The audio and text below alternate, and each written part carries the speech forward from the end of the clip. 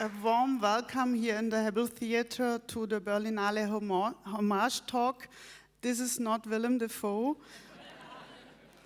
Please welcome Rainer Rother, the Artistic Director of Deutsche Kinemathek and Director of Berlinale Retrospective. Warm welcome.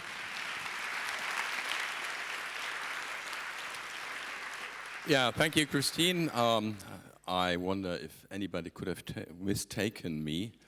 Besides, something is lacking here. So, no, we are very proud to cooperate once again with the talents, to have a journey through time with the homage guest, the one who got the Lifetime Achievement Award.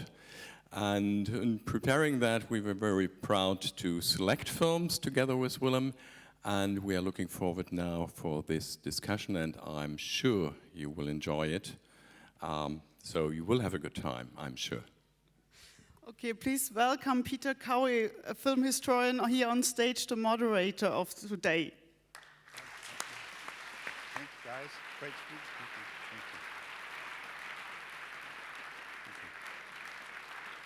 Thank you. Well, good afternoon again. Today's guest, Willem Dafoe, is one of the most experienced and the most admired character actors in American cinema. He's acted in over 120 films. He's acted in all kinds of genres, whether it's Spider-Man or Shadow of the Vampire or Last Temptation of Christ. And he's worked with a stream of major directors: William Friedkin, Oliver Stone, Anthony Minghella, David Lynch, David Cronenberg. The list goes on and on and on. And this year he's received the third of his nominations for an Academy Award as Best Supporting Actor, this time for the Florida Project. And last night he received an Honorary Golden Bear in Berlin. So please welcome Willem Dafoe.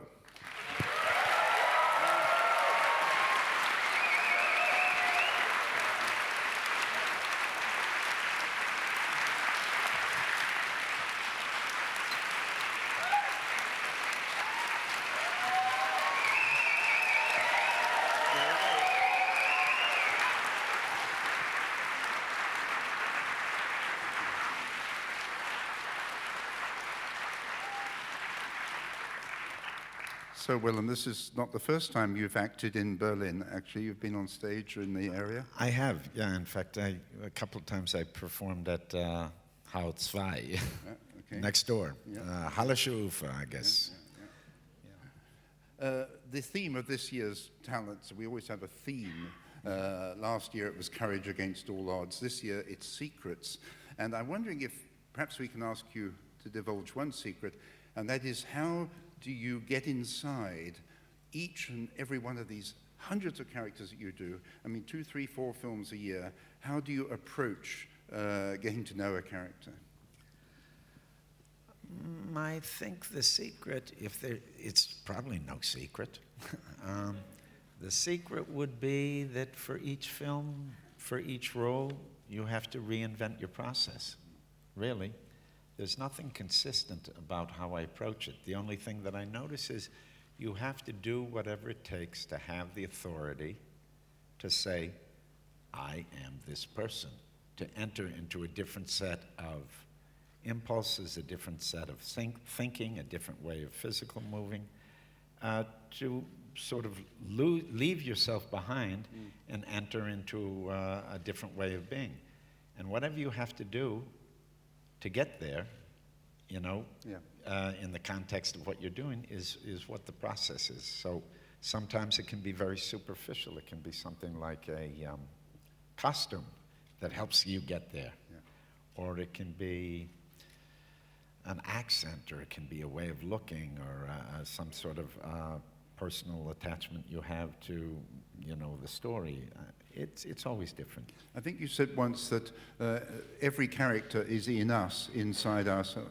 I think so. I mean, you know, everyone here is capable to do all kinds of things. If you basically take the idea that who we are is something that we've created for ourselves you know, just to survive the day to day. But what we're actually capable of is pretty infinite. All it takes is a will. I mean, sometimes when I feel like when you pretend to do something, when you play, when you're fooling around, you know, sometimes you can feel, even without looking or demonstrating outwardly, that you're another person. Sometimes you can enter by sheer will into being another person. I think we all have that capability. Yeah. One of the clips we'll show later is from The Hunter, and there you were on screen virtually the whole time, and single-handedly had to carry the film. And there I would think you have to really flesh out the character almost as you go, almost as you shoot, in a way. You know what, for a film like that, I like it very much because I think I've been trained as a task-oriented actor. I really respond to doing things. I think of myself as a doer. I don't think so much about psychology. I think about applying myself to actions in a really engaged way. And then once you submit to actions, they take you to a place that you don't even know would happen. And that's where the emotion comes, because then you're projected into a place that you definitely have a reaction to, and that propels you to the next place, and the next place, and the next place. Tracking back, I believe you had one of your very first roles in Heaven's Gate, but we never saw it. It ended up on the cutting room floor, right? That's not true, Peter. Okay. If you look hard enough, I'm there.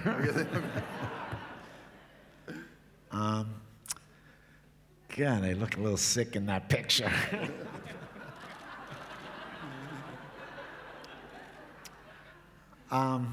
Can we turn that around?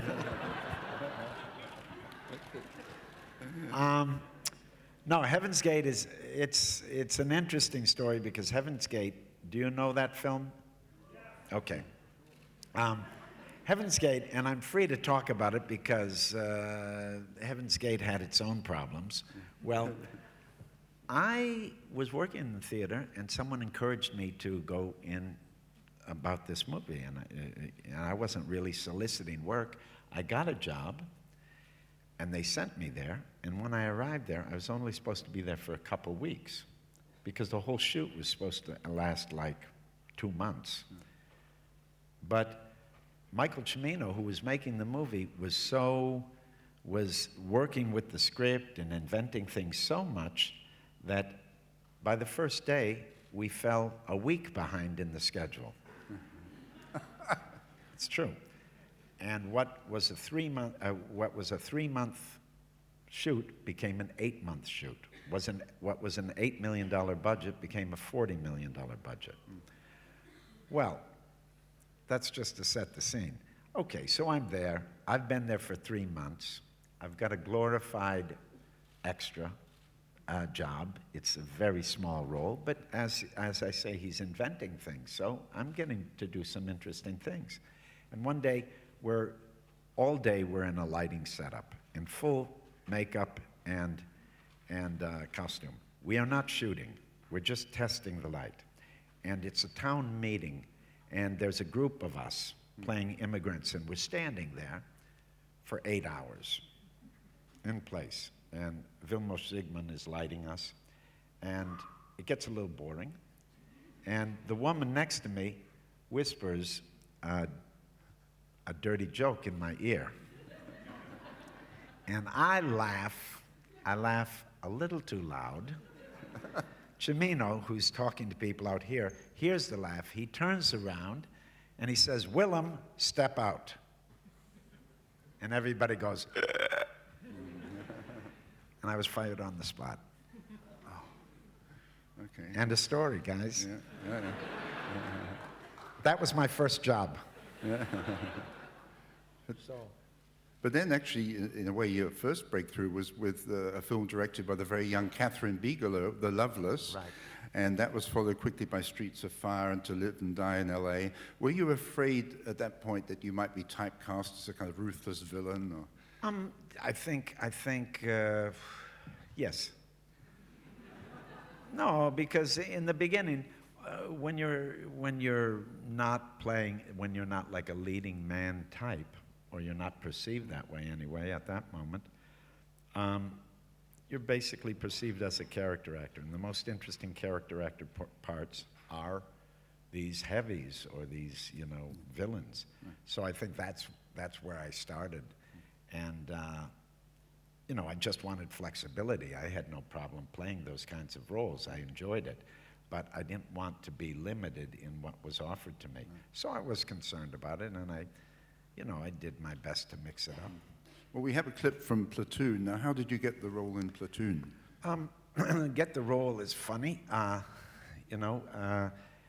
Just like a lot of people, Oliver Stone wanted to get a group of young men together, and then from that group, he was going to figure out who played what part. So I didn't really audition for a particular part. We all just went there. He talked to us, told us what we were going to do. We read little, and then once we were this group, then he designated different roles, which is kind of interesting because that's not usually, usually they're casting you for a specific part. Well, you stand for goodness in that film in a way, and Berenger stands for badness. And the clip we're going to see will show where you're running through the jungle, and then he tracks you down, and there's this terrible moment when you exchange looks, and then he shoots you. So Can we have the first clip, please?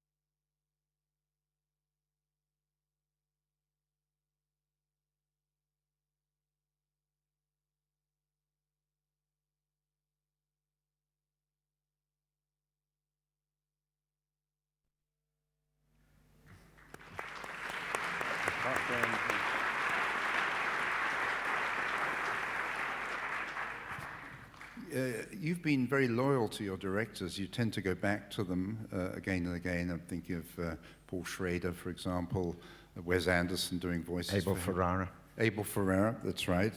We have a clip from Pasolini later. And Martin Scorsese has been one of those. You were in The Aviator, and of course, perhaps the biggest challenge for any actor, any role, is playing Jesus Christ on screen. Now, how did you prepare for that one? I didn't.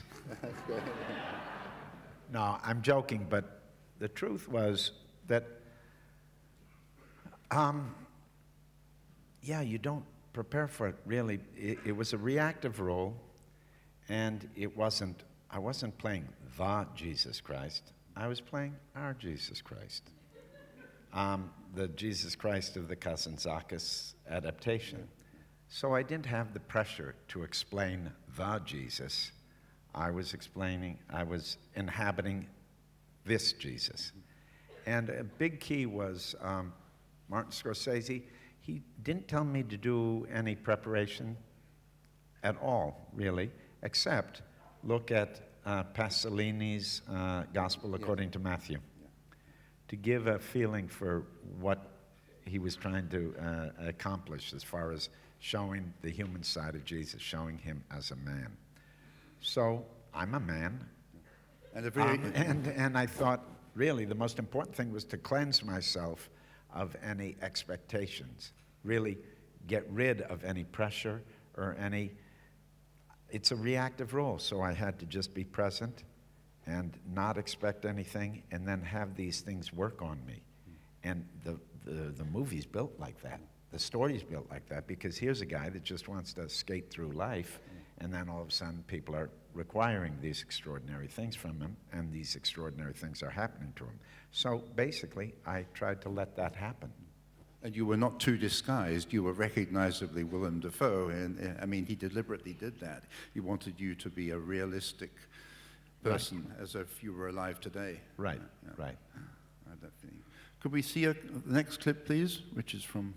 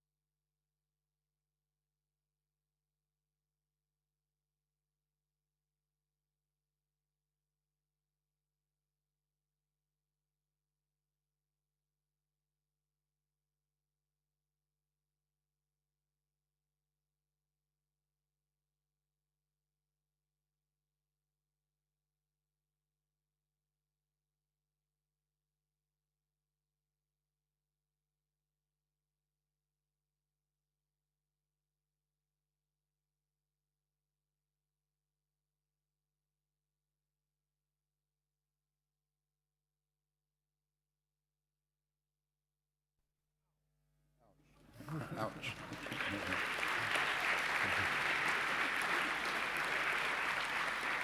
That clip kind of made a liar out of me. He's not so reactive, is he?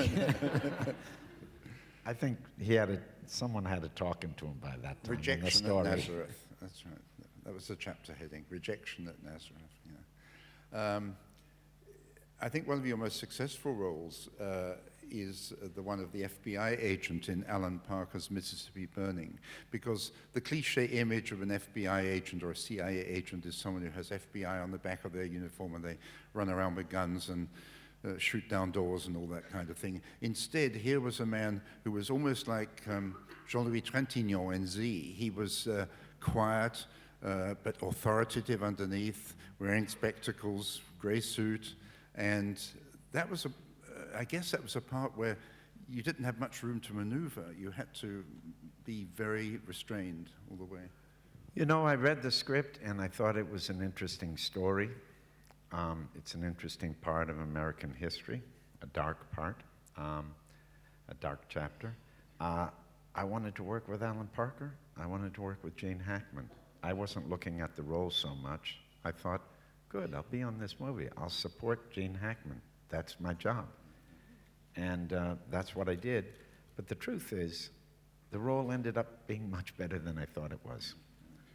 The actor in me said, okay, it's a little flat on the page. There's not, you know, but I like this project, so I want to be part of it. So I entered it, and in the end, I think it was more interesting than I thought it was going to be. What was it like working with Gene Hackman? Because he's such a physical actor. You know. Yeah, but so am I. No, he was in a good place. He's a very strong personality. He does not suffer fools, but he was kind to me, and yeah, we got along. Okay. So, you know what he didn't like? You know, I like doing stunts and things, but it's only the stuff with my body. Things like driving cars and all that. If they can't see who it is, I'd rather have someone do it if they have a special skill. Well, Gene kind of prides himself on being a little bit of a hot rodder, or he did. And there were huge sequences where I had to drive and he had to sit there. Oh, man. He gave me a lot of grief. Yeah. Okay, could we see the clip from Mississippi Burning, please?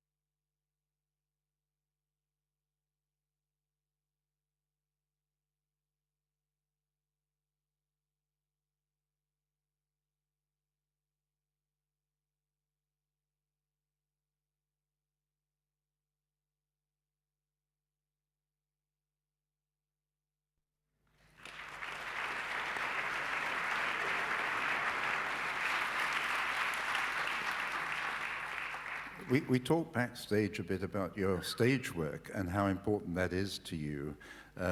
Could you tell us about the Wooster Group, how it started, and the high points, really? Sure.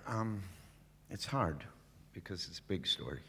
It's a big story for me because the Wooster Group, time with the Wooster Group really formed my thoughts about performing and how I work. It did a lot because I was with this company that's based in New York. It still exists, even though I don't work with them anymore.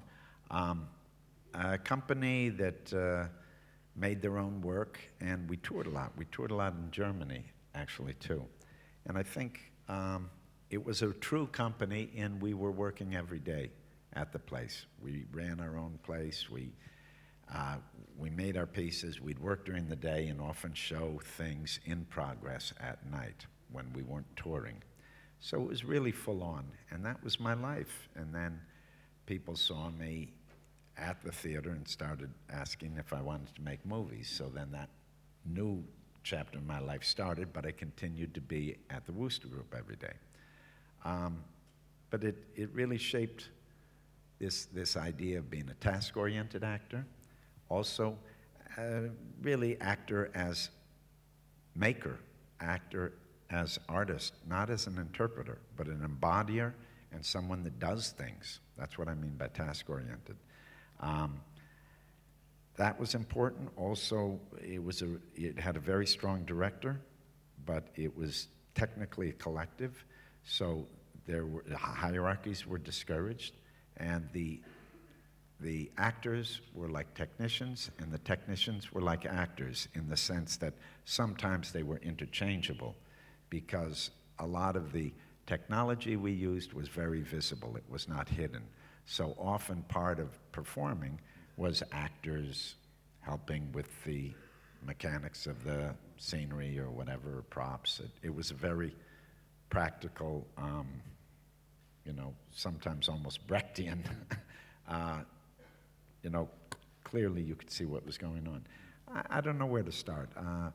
We used technology at a very early stage when a lot of theaters weren't using technology and integrating it in a practical way, not just as a tool to make backdrops, but in a practical way. Like, for example, we did a Three Sisters, a version of the Three Sisters, and at one point there was a 90-year-old woman that was doing one of the parts, and she couldn't come all the time because she wasn't strong enough to be performing all the time.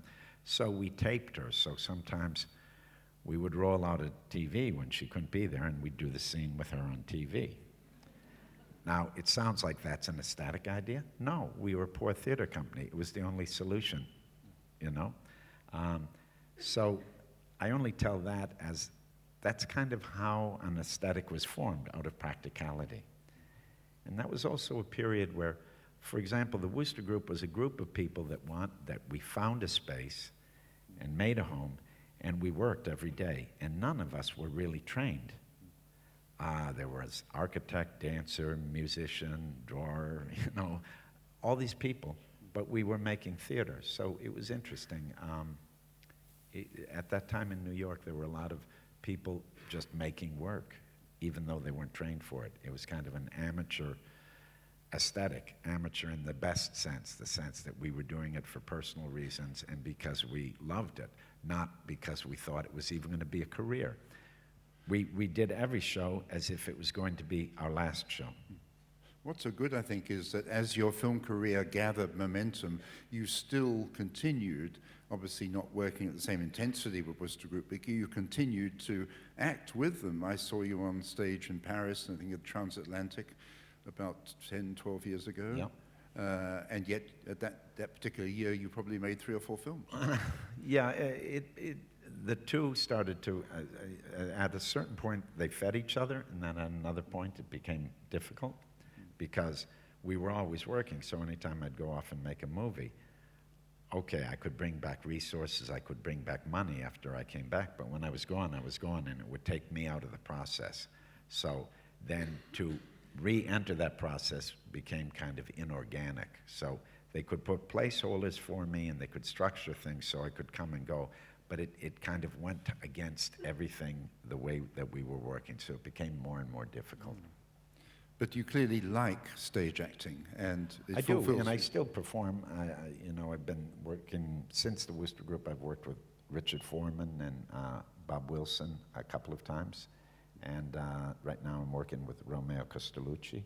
So I continue, but it's not quite the same as having a company day to day. Is there a basic difference in the technique, or is it exactly the same? In front It's just of a like camera, movies. Each time it changes. Each time it changes. I mean, yeah, it's all pretending.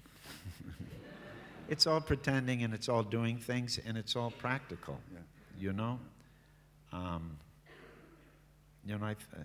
I've said it often, but it's really true. Sometimes I feel more like a dancer or an athlete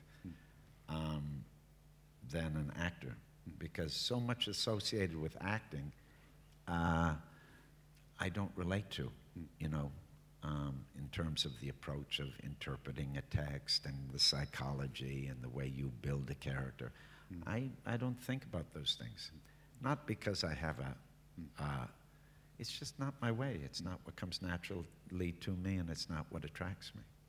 Well, unlike many of your generation, I'm thinking of someone like Tom Berenger, you have actually strayed out into the wider world beyond the United States, and you've acted a lot in Europe. The next clip comes from The English Patient, in which you had a very unusual role, playing a character called Caravaggio. Have you noticed a difference when you've worked with Angelopoulos or Von Trier or Anthony Minghella, a difference between mainstream Hollywood and that kind of filmmaking? I think there's author cinema and there's industry cinema. Sometimes they can overlap, sometimes they can be both, but I think that's the big distinction. And author cinema tends to be, tends to be found more in the independent world, and in other places, in South America, in Europe, in Asia. That's where I've found these opportunities, even in Australia. Tasmania. Yeah. Okay. Well, we have a clip from The English Patient, made in 1996. Could we have that clip, please?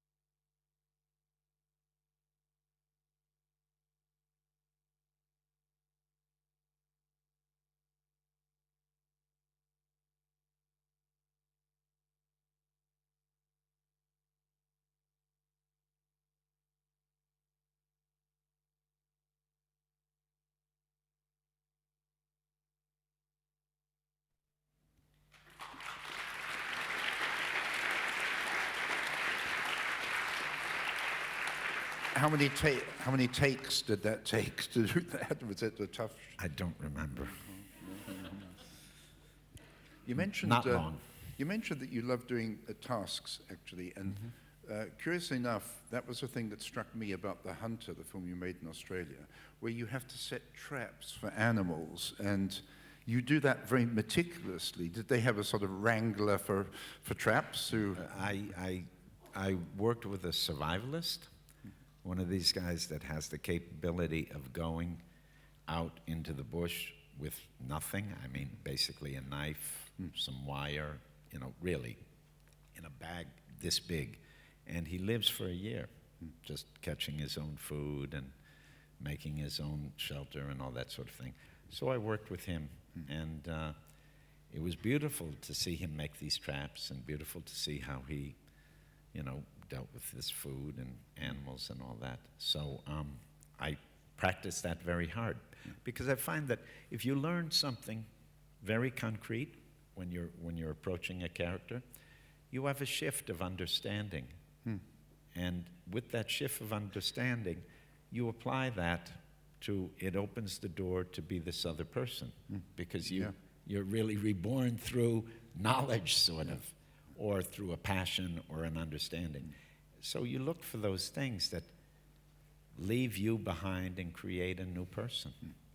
And when it's concrete like that, it's nice, because it's like factual, it's authentic, it's organic, and you're not driving, something else is driving. The nature of things is driving, truth is driving, I mean, in the best circumstances. So when you have very strong things to learn, it liberates you. And what about the script made you take the decision to go virtually to the bottom of the world, to Tasmania, spend presumably many weeks there on location? Yes, and you can never tell the temperature or smells or that sort of thing on a movie, really, but it was not easy. But let's put it this way. When I read the script, the fact that they were shooting in Tasmania made all the difference in the world. It rooted it. If you would have been shooting in a park somewhere, or in the wilderness in North America or something, it wouldn't have made sense. But the fact that I was going to shoot in Tasmania proposed an adventure for me, and that would be a life experience that could inform the fiction. Sure. So I'm on board for that. Yeah. Okay. You know, because when you approach projects, it's really about people, places, and things. You had to believe in the director. Yeah, the director is very important. Yeah. You've never been Did drawn... I say something obvious? No, listen, I say that only because a lot of actors, really, they concentrate on the role and the script. But I think director's more toward the top for me. Somebody's, you want someone good watching you.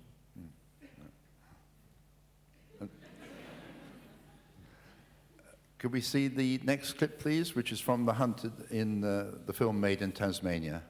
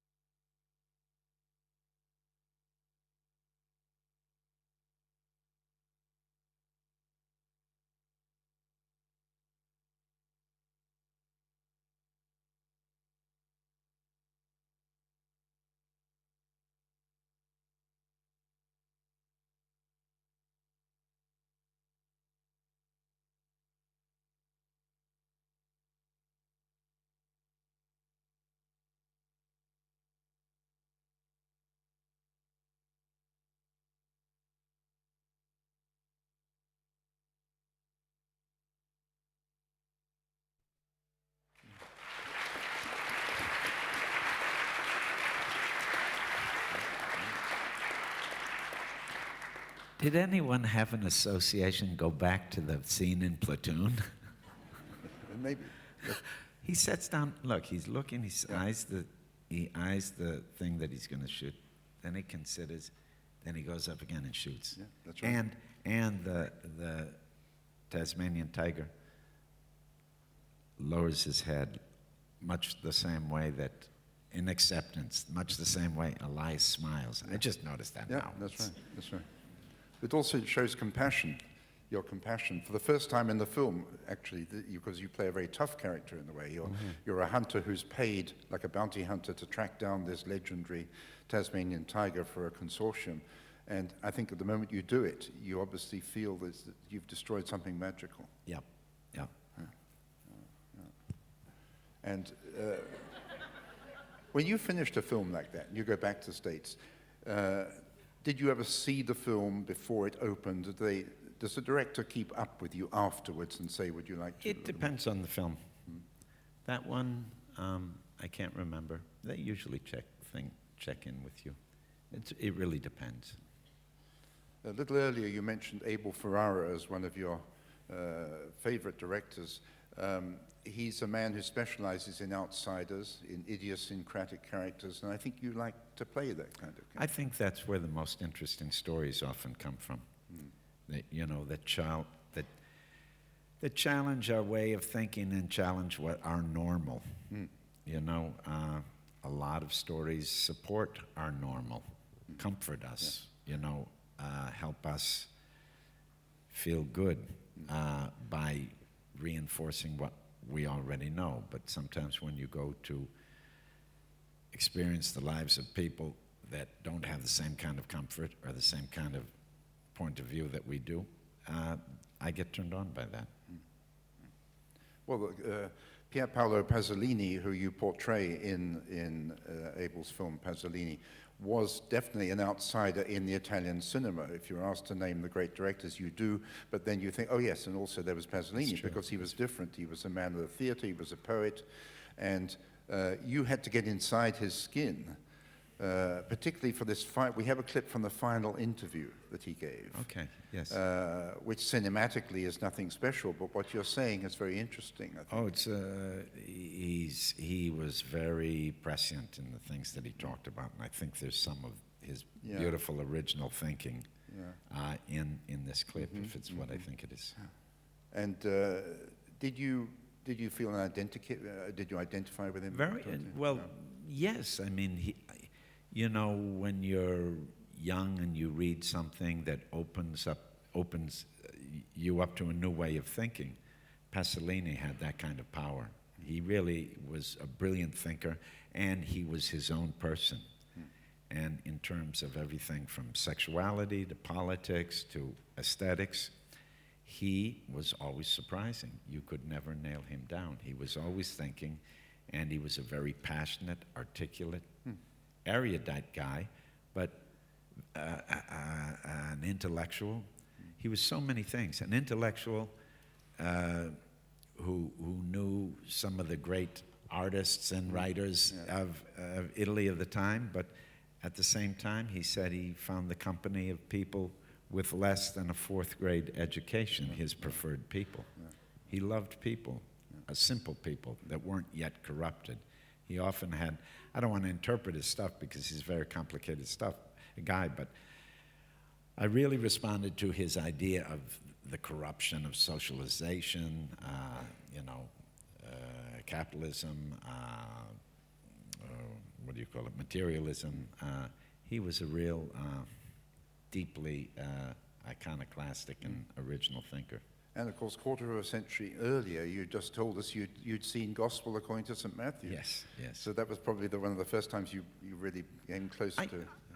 in the meantime, between Last Temptation and doing Pasolini, I certainly became more familiar with his work. But one of the beauties of working on a character like Pasolini is you've got a wealth of information. He wrote beautiful critical essays. You've got his film work, you've got plays, you've got novels, you've got letters, you've got... And we had the cooperation of close friends of his. Ninetto Davoli was in the film, and you know, he was his great muse. He was in the film. He gave me his clothes to wear, Pasolini's clothes to wear, because we were basically the same size. You know, the family was very supportive of the project, and we were shooting in a lot of the real places of the story. So it was a beautiful experience. It was a little scrappy, low-budget movie, but I think it really captured something Pasolinian. Pasolinian, yes. Well, we have a short clip from the last interview he gives to a journalist. So could we have that, please?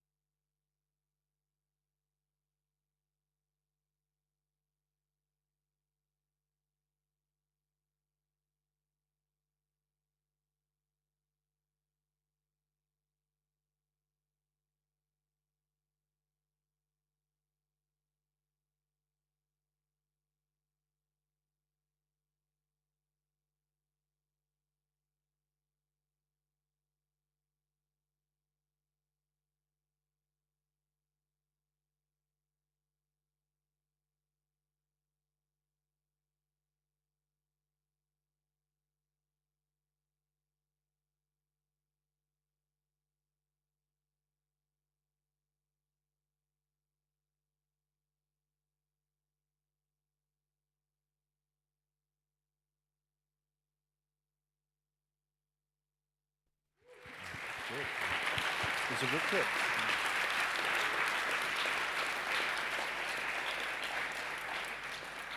That was a great clip, actually. That was a great clip, I think, to show some of his thinking.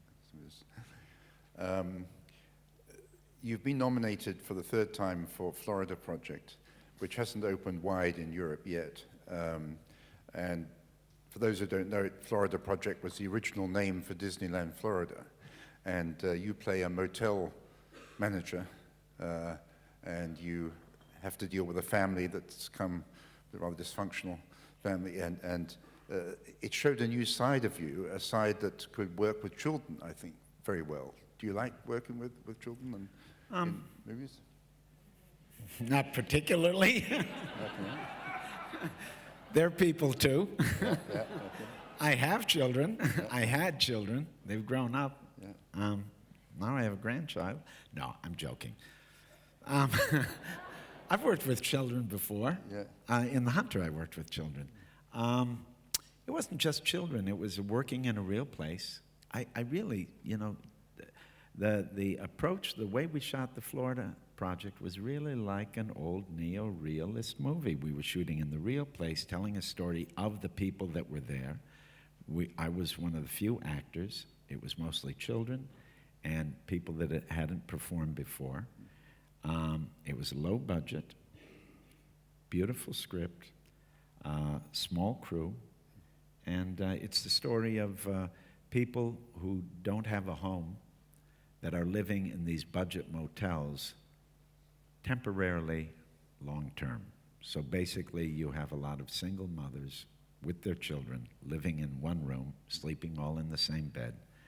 They have to develop strategies to find ways to survive, to pay the $36 a night that they have to pay for the room. It's no way to get ahead. It's a deep cycle of poverty. And the story really is, you see this motel as a little world, as a little community, as a little nation. And as the manager, I have to keep the peace, which is pretty challenging because I'm not that different from those people. So I cut them slack. I give, I'm not too hard with the law, but if I let them play me, then I lose my power and I lose my job and then I do become them, You don't rant and rave.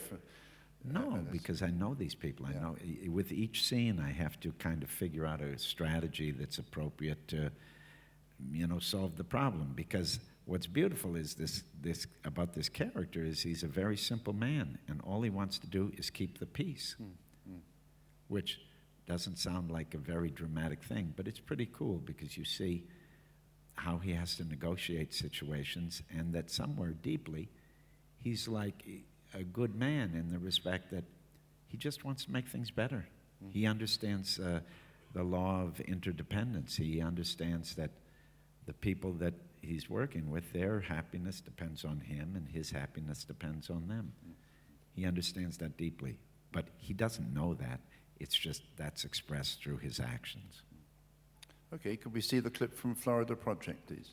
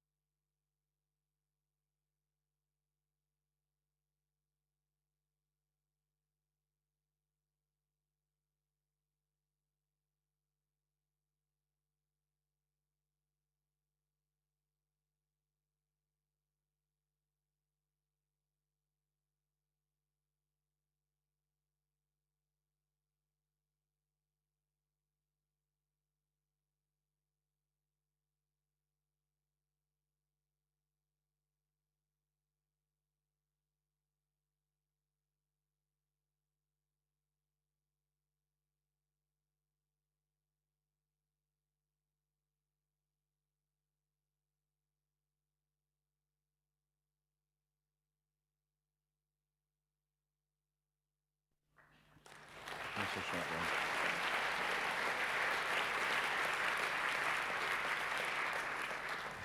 So just before we open it for questions to the audience, since then, as befits your rhythm, you seem to have done about 10 films, but you've worked on one about Van Gogh, and that was in a way like Jesus Christ. It's a role that's been done by many other people before.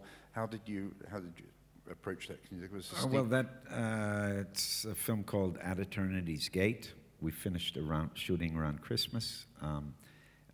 We shot in France. It's basically Van Gogh at the end of his life. It's not a biopic. It's a film about nature, about painting, about making things, about Van Gogh. It's directed by Julian Schnabel. There's a lot of painting in the movie.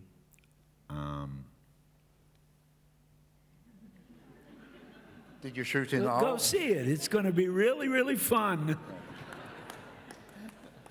And that was shot in... I think it'll be a beautiful film.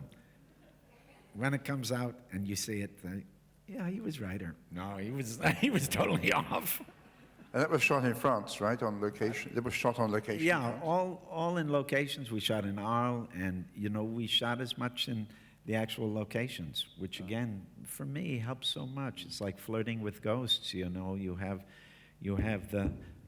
that ground that he walked on your side. I mean, to shoot at Saint-Rémy, one of these asylums, it's preserved. It's a museum, and one part of it still functions as a hospital. It's moving, and it's moving only because it's easier to imagine. Of course, one of your earlier mentors, Martin Scorsese, played Van Gogh for Kurosawa. I know. In Dreams. I know. Did he give you any tips? I know that. Okay, it's time for questions. We have a system here whereby we have microphones around, upstairs and down. Catch my attention first. I'll try and get as many of you as I can. But when I do say that it's you, wait for the mic, please. So I'm seeing someone right at the back there with his hand right up in the middle. Yeah, that's right. Keep waving. That's right. Thank you.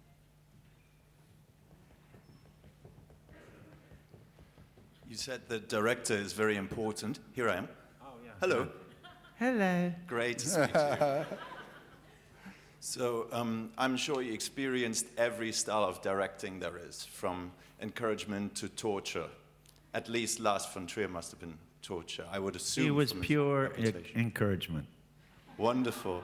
So what got the best out of you? What brings the best out of me? Yes. Encouragement. The best performance, not the nicest I think, okay. behavior. I think it's a hard question, and I'll try to give a good answer. Thank you. But I think the one thing that occurs to me is when a director creates a world, and even better, when he invites you or her, he or her, to create a world that is so complete that when you enter it, there's a logic to it. You don't even have to think. It becomes so clear. The world points you to the way of what has to be done. That's a great director. I think people think, particularly in terms of directors, that I think there's this or at least in my experience, there's this misunderstanding that a director, an actor's director calls the actor aside and says, okay, now in this scene, I want you to really, they talk about effect and emotions and what has to be accomplished. I've never experienced that. I never experienced that. It's all sort of practical and keeping you on track. Maybe that says something about me, maybe it doesn't.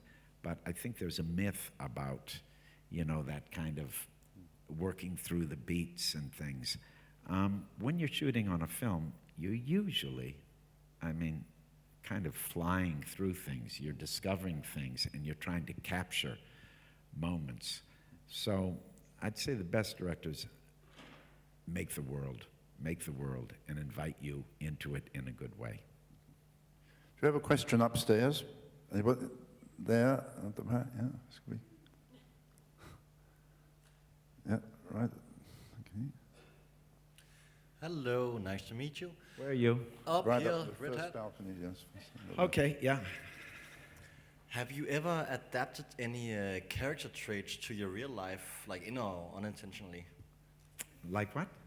Have you ever adapted any character traits to your real life? Not like you were woken up and thought you were Jesus, but more like you've done some specific things. You know, certain things stay with you, you know. It's like, you know, I've learned to speak Italian a little bit, and I start to gesture more than I used to, you know, in a different way. And it's not that I want that, it's kind of happens, you know. So similarly, I think you do hang on to some things because sometimes certain muscles get exercised when you do a film that, you know, you like that muscle and you keep it. Yeah, it works the other way too. Sometimes you let it go flabby.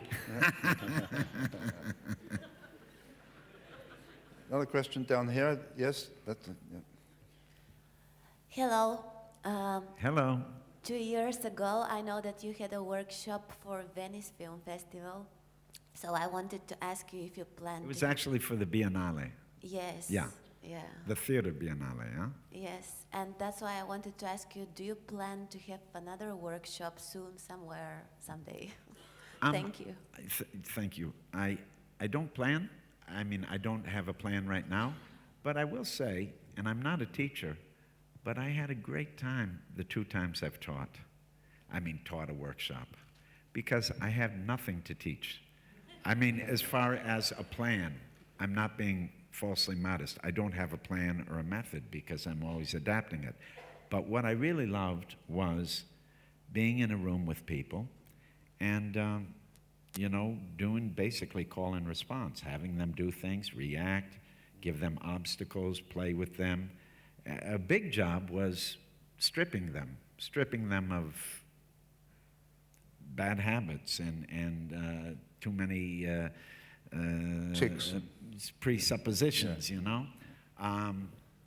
But I liked it a great deal, working with actors, because it was fun for me. It stimulated me. It was a very concrete way to kind of see what celebrates that thing that we all love in performing, that the life and the kind of beauty of whatever it is that we like to see when we watch people or live our lives. Another one upstairs. Anyone upstairs? No? One? Okay, there's one. Okay. Then we'll come back down. Hi, thank you very much for this wonderful talk. Okay. And can you say something about your time working with the great late Spalding Gray? Yeah. And how do you think he influenced you? And what Where did are he you? taught you in the Okay. while you were working with the Wooster Group? What was the last part? I'm sorry. No, only about those the influence of Spalding Gray on your performing. Spalding, you know, he was part of the company. He was an important part of the company. He really pioneered this kind of very well. Spalding and Liz together really pioneered this idea of telling your story in a very personal way. That's where his monologue career really came out of, that they worked together creating this character, Spalding Gray, and he basically used his own life as material. That's where it started. So that had a huge influence on me, the idea of using your own life as material. I never practiced that. I never really used that. That was really his work. But it was a beautiful thing to see. I mean, it did show me how you can marry your life and your work in a very positive way and make them kind of integrated, so they help each other. And that was the life of that group. I mean, I lived with the director. We worked every day. We were in each other's company. I mean, the company, it was a very incestuous and kind of all-in situation. And that was, that's kind of what you do with a film every time, or with when you tour, you know, when you go with Bob Wilson and you make a piece and you tour around the world and you get close with these people. So that was one thing. Also, I remember the first time that I before I started working with the Wooster Group, I worked with the Performance Group briefly, which is the group that the Wooster Group grew out of. And we were doing a more conventional play. And I remember that we got there the first day, and I knew all my dialogue. I was ready to go. I was a young kid. I was the youngest one in the whole company. And I knew all my dialogue. I was ready to go. I had an idea of what to do, and I was like this Midwestern kid that was going to do good, you know? And they were so laid back. They were lazy. They didn't know their lines, you know? I thought, fuck, these people have no discipline whatsoever. But they were great. Take your time. Find your way. Don't force things. You know, let stuff happen. I guess that's a big lesson from the Wooster Group. Another question down here, there, gentleman there. Oh, okay. Right behind. Right, put your hand up again. Okay.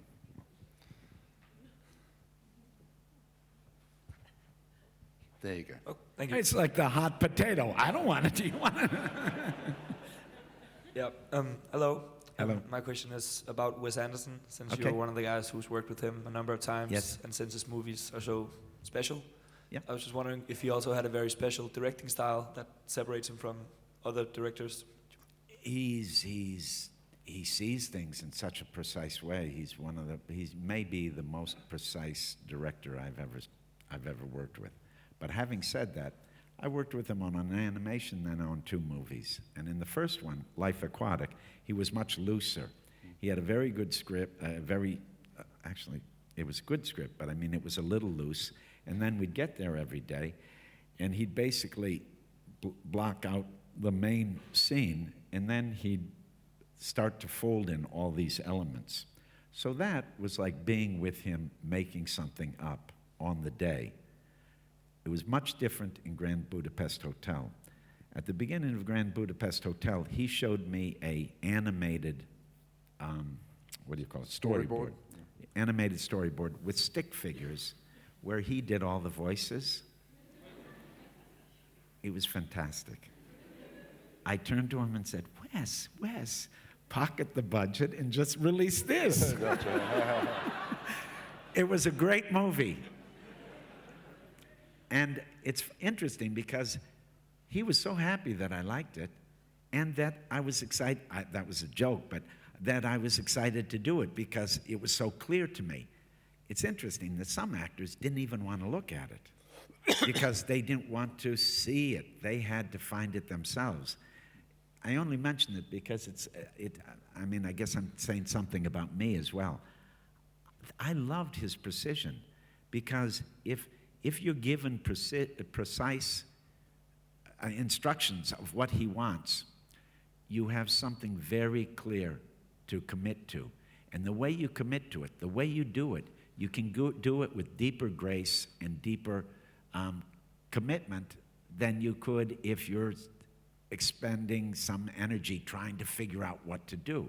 It's like having a good score, and the fun is how you play it, you know? It's not about notes, it's about playing it, you know? So that was pretty cool. Very, very precise. Which made me also think of, if you know Teo Angelopoulos, he showed me how to do that when I worked with him on a movie, and he showed me how to do everything. And I loved it. It didn't rob any pleasure at all from me. Okay, another question. Someone over here, I haven't been over here, at the back, with a standing up. Yes, that's right.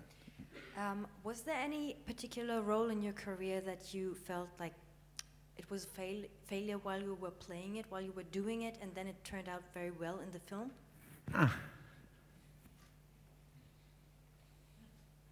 Not so much. The other way around, maybe. No, I mean, I'm being a wise ass. I can't think of one. I can't, really. But very often when you, particularly as a supporting actor, you might be involved for just 2, 3, 4 weeks, and then this film takes 3 or 4 months to do, and you don't see it until it actually comes out, that probably is very different to what you had anticipated. That happens, yeah. But that's okay. I mean, what I try to do, you know, your involvement is different with each film. Some you're very much a collaborator. Sometimes you're, you know, hired to do a certain function. And both, I can work both ways, and I like both ways for different reasons. So yeah, sometimes I'm surprised by what I see. That's kind of related to your question. But also, my memory is bad, you know, when you feel insecure, when you think things aren't working, you're just looking for solutions. So you never sit in it that very long. So I don't really remember films. Certainly, I've hit some films where I've been more concerned than others, more confident than others. But basically, that doesn't always last because it can't. Because you've got to develop a strategy to find out, to be confident and free. And if you get stuck or you feel like you're failing, you got to find something, even if it's to embrace that failure.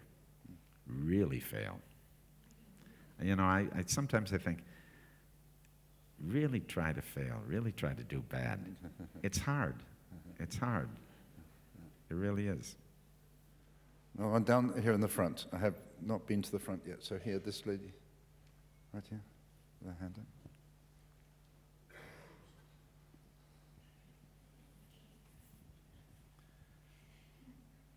up. What's up?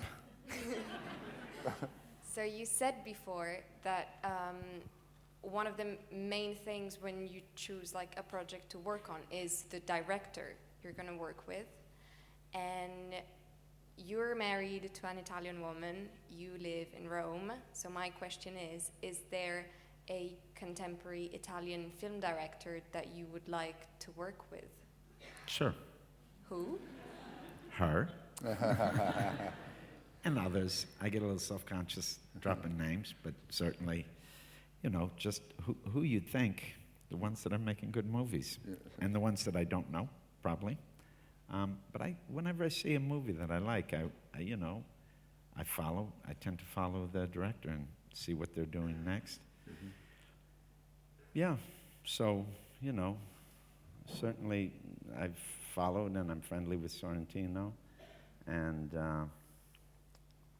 you know, Garone and, you know, the obvious people because they've made some beautiful movies. And they live near me.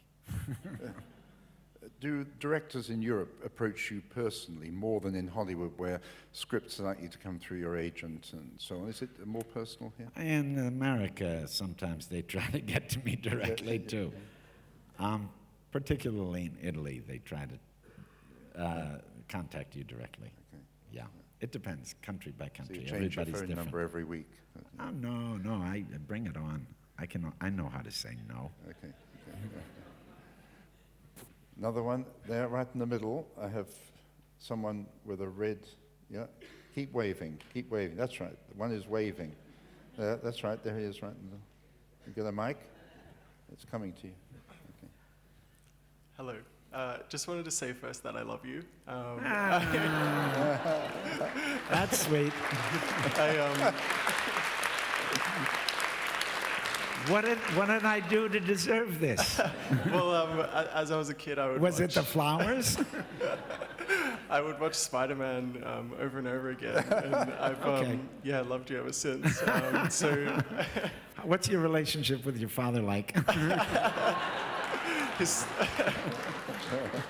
Anyway, I guess I just wanted to ask about that movie. Obviously, okay. You spoke before about how you worked on movies that have had very, very low budgets. But did you ever feel sort of hesitant to take on that role for like a big studio movie, or did you just like the project and want to get involved? I liked all those things. And you know, I'm aware of the budget because it tells you kind of how business is going to be dealt. You know, how the film's going to be shot. It, you know, kind of dictates what the aesthetics are. But no, I was totally into that. And I was really, you got to remember, when Spider-Man was made, the first one, it wasn't a regular thing, these comic book adaptations, you know? It was sort of a risky thing, and it was a big budget movie. But I knew it was a personal film for Sam Raimi, and I was a fan of Sam Raimi, and I liked the double role. I liked the physicality of it. I liked the fact that it mixed humor and drama so effortlessly. It goes back and forth. That was a really good experience, and I had no hesitation about doing that film. It was a good experience. One more question. Time for one more question. I'm going to just go like this and then... Okay, there. Somewhere there. No. No one there. Okay, yes. Okay, okay. There. Second in from... That's right. Yeah, right there. Yeah. Sorry to the others. Hello. Question I wanted to ask is, since you're such a prolific actor and you've worked on everything from big budget blockbusters to like really small budget independent films, have you ever felt that there are some films that you did that have sort of fell through the cracks a little bit, that haven't gotten the recognition that they maybe deserve? No, there's some films that I love that just don't get seen enough. And sometimes it's a business thing of how they're funded, particularly on smaller ones. You know, someone finances it in an unconventional way, for example, and then it plays some film festivals, and then to get it out there, they have to commit more money, and they've had their fun, they've had their adventure in the movie business, and they just don't want to take any more risks, so the film kind of sits there. That's happened a couple of times, and it breaks your heart because it's a movie, but to get it out there is what's costly now. To get it out there, distribution is tough on small films. So a lot of small films just don't get seen. And you say, oh, well, there's all these platforms where you can just get it on there and people will dial it up. No, that's very competitive now. So, yes, there are some beautiful films that I feel bad don't get out there, but, you know, that's life.